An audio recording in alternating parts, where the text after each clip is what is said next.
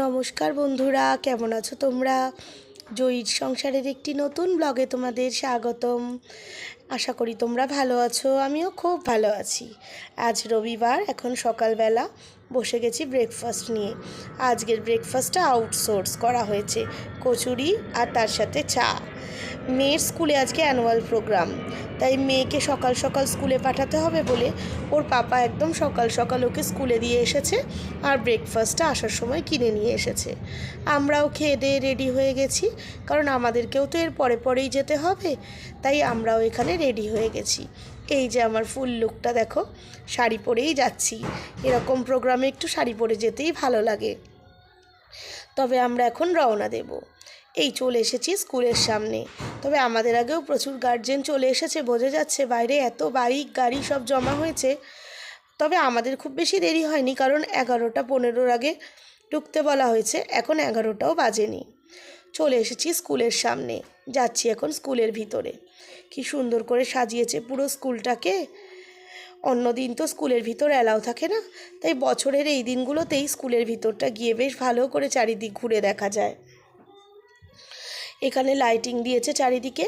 বিকালের দিকে যাদের প্রোগ্রাম আছে বড়দের সেকেন্ডারি সেকশনের, তাদের বেলা আরও ভালো লাগবে যখন লাইটগুলো জ্বলবে।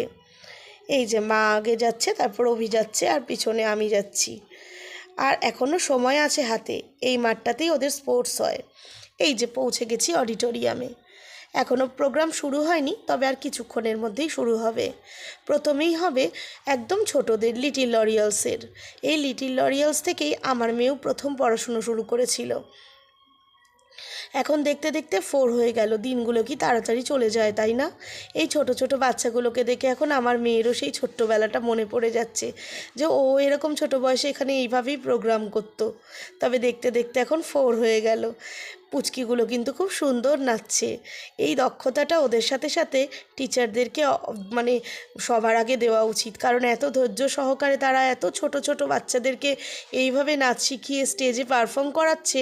এটা খুব একটা কিন্তু সহজ কাজ নয়। তবে ওরাও খুব সুন্দর করে রপ্ত করেছে।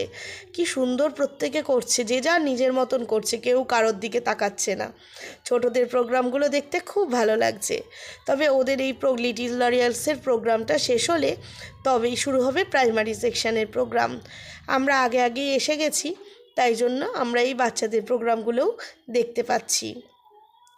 লিটিল লরিয়ালসের প্রোগ্রাম শেষ হয়ে গেছে, এখন কিছুক্ষণের জন্য একটু ব্রেক দিয়েছে, তারপরে শুরু হবে প্রাইমারি সেকশনের প্রোগ্রাম। এই যে শুরু হয়ে গেছে প্রাইমারি সেকশনের প্রোগ্রাম। এই নাচটা কি সুন্দর হচ্ছে। আমি এখানে মিউজিকটা দিতে পাচ্ছি না, কারণ কপিরাইট হয়ে যাবে বলে, তবে দিতে পারলে তোমাদের খুব ভালো লাগতো। এই নাচটার মধ্যে আমার মেয়ে নেই, তবে ওদের ক্লাসেরই অন্যান্য বাচ্চারা সবাই মিলে এর মধ্যে আছে। এই নাচটার মধ্যে আমার মেয়ে আছে। এই নাচটার মধ্যে আমার মেয়ে আছে, কিন্তু এত দূর থেকে তুলেছি বলে তোমরা হয়তো বুঝতে পারবে না। আর এমনিতেই প্রত্যেককে মেকআপ করা আর একই ড্রেস করা বলে মানে সবাইকেই যেন মনে হচ্ছে একই রকম লাগছে। তবে নাচটা ওরা খুব ভালো করেছে। স্টেজ পারফর্ম করতে আমার মেয়ে খুব ভালোবাসে। তবে এখনকার বাচ্চাদের মধ্যেও আমি এই জিনিসটা দেখি, কারোর মধ্যে কোনো জড়তা নেই, অনেক স্মার্টনেস আছে। আমরা যেমন ছোটোবেলায় স্টেজে ওঠার আগে কত নার্ভাস হয়ে যেতাম, ভয় পেতাম, এদের মধ্যে কিন্তু সেই সমস্ত নেই।